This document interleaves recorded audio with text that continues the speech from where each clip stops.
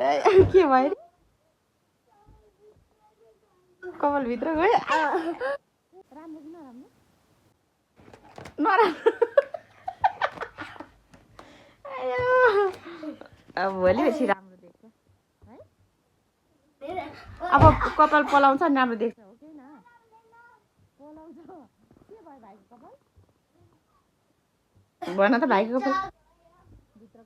भित्र गयो ल भन बिस्तारै लड्छ है भाइ